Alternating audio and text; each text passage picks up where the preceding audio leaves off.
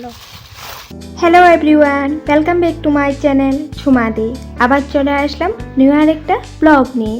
আজ আমি তোমাদের সাথে আমার ব্লগে শেয়ার করছি হলো মাছের রেসিপি। তো আজ আমি পুঁটি মাছগুলো দিয়ে ঝোল করব, ওটার রেসিপি তোমাদের সাথে শেয়ার করব। তো মাছগুলো আমি কুটবো ভেবেছিলাম, মা বলছে মা কুটে দেবে। একদিকে ভালো হয়েছে, কারণ আমি তোমাদের সাথে ভিডিওটা শেয়ার করতে পেরেছি। আমি কুটতে বসলে ভিডিওটা শেয়ার করা হতো না। তো ভালোই হয়েছে, মাকে বললাম কলা পাতা একটা নিয়ে বসো, তবে কলা পাতার উপরে কুটলে নোংরাগুলো সব কলা পাতাতেই পড়বে, তারপর ফেলে দিতে পারবে, উঠানে আর আশ পড়ে থাকবে না। তো ছিটে যায়, তো অনেক দূরে দূরে পড়ে থাকে, অনেক সময় দেখা যায় না, তো এগুলো পাড়াতে পড়ে, তো ভালো লাগে না। তো যাই হোক, মা মাছগুলো কুটে দিচ্ছে, তো আমি ভিডিওটা করতে পারলাম, তো তার জন্য ভালো লাগছে। তো আমি তোমাদের সবাইকেই বলতে চাই যে আমার চ্যানেলে নিউ এসে থাকলে চ্যানেলটা সাবস্ক্রাইব করে বেল আইকনটা ক্লিক করে নিও। যখনই আমি নতুন নতুন ভিডিও আপলোড করব তোমাদের কাছে নোটিফিকেশন চলে যাবে। আর সবাইকে এটাও বলতে চাই, তোমরা আমার ব্লগগুলো দেখে একটু লাইক করে যাও, কারণ আমি দেখি ব্লগগুলো যদিও ভিউজ হচ্ছে, লাইক করে যাচ্ছ না, তার জন্য খারাপ লাগে। দেখছো যদি একটু লাইকও করে যাবে, ভালো লাগবে আমার মনটা। আর হ্যাঁ, লাইকের সাথে একটা কমেন্ট করে দিলেও আমি বুঝতে পারবো আমার এই ভিডিওটা কে লাইক করেছে, সে আমাকে কমেন্টও করেছে, তার জন্য সবাইকে বলছি। আর হ্যাঁ, আমি তো ভিডিওগুলো অনেক সুন্দর করে তোমাদের সাথে শেয়ার করি, অনেক সুন্দর করে রেসিপিগুলো শেয়ার করি বা শর্টস বানাই, তো আমি দেখি একদমই ভিউজ হচ্ছে না, অনেক কম হচ্ছে। আর মানুষের ভিডিওগুলো দেখি একদম বাজে বাজে ভিডিও করে, বাজে কোয়ালিটির ভিডিও, মানে বাজেই করে একদম, মানে ওগুলো বলার মতো নয়, এরকম ভিডিও করে অনেক সময়। তো ওই ভিডিওগুলোতে এত ভিউজ আসে, বাপরে, তার জন্য না অনেক খারাপ লাগে। ইউটিউবেও মানে এরকম চলে যে ভালো মানুষের নাকি দাম নেই মনে হয়। এগুলো খারাপ ভিডিও যারা করছে, আজে বাজে ভিডিও যারা করছে, তাদের ভিডিওগুলোই ভাইরাল হচ্ছে, ভিউজ হচ্ছে, তাদের চ্যানেলে সাবস্ক্রাইবারও অনেক, ওয়াচ টাইমও হচ্ছে। তো আমি এত ভালো করে ভিডিও করছি, তবু আমাকে কেউ দেখে না, আমার ভিডিওগুলো কেউ দেখে না। তো যাই হোক, তবুও কিন্তু আমার খারাপ মনে রাখলেও কিন্তু আমি ভিডিও করা ছাড়ছি না, কষ্ট করে যাচ্ছি। একদিন হলো সবাই আমাকে দেখবে, আমাকেও গুরুত্ব দিবে, আমার চ্যানেলটাতেও আসবে, আমার চ্যানেলটাকেও সাবস্ক্রাইব করে রাখবে। তো যাই হোক, মার দেখো মাছ কোটা অলরেডি হয়ে গেছে, তো মাছগুলো মায়ে ক্লিন করে দিবে। তো দেখো মাছগুলো মা ক্লিন করে নুন হলুদ মেখে ম্যারিনেট করে রেখেছে। তো রেসিপিটা আমি করব, তো তার জন্য আমি তোমাদের সাথে শেয়ার করব। এখন এক হাতে মোবাইল রাখবো আর এক হাতে আমি রান্না করব, তো তোমাদের সাথে স্টেপ বাই স্টেপ সব কিছু শেয়ার করব। স্কিপ করো না কিন্তু, স্কিপ করলে বুঝতে পারবে না, তো দেখতে থাকো।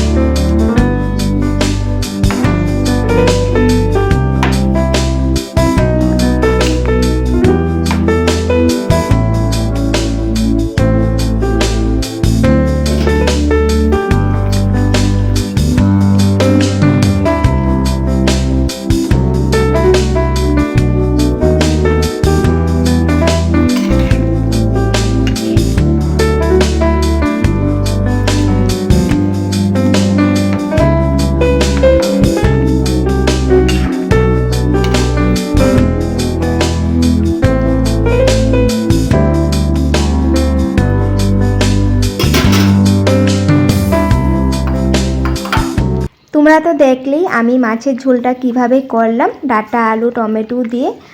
তারপর মাছের ঝোলের থেকে আলু কয়েকটা উঠে ছিটকিয়ে দিয়েছি ঝোলটা একটু ঘন হয়ে যাওয়ার জন্য। তারপর মাছগুলোও দিলাম, দেওয়ার পর অল্প টাইম রাখছি, কারণ মাছগুলো ভাজা মাছগুলোও কিন্তু একটু সফট হতে হয় ঝোলে দেওয়ার পর। তো গ্যাসটা অফ করিনি, এখন গ্যাসটা অফ করে দেব। ধনা পাতাও দিয়ে দিয়েছি। তো তোমাদের রেসিপিটা কীরকম লাগলো কমেন্ট করে জানাবে। আর তোমরাও কিন্তু এরকমভাবে ট্রাই করো, অনেক ভালো লাগে খেতে। গরমের দিনে লেবু সাথে নিয়ে পাতলো করে এরকম ডাঁটা আলুর ঝোল অনেক টেস্ট হয় কিন্তু। আর টেস্ট হয়েছিল, খাওয়ার পরে ব্লগটা করছি এডিট। তো ভালো লাগলে কিন্তু লাইক শেয়ার করো। আবার আসবো নেক্সট রেসিপি নিয়ে। Bye bye.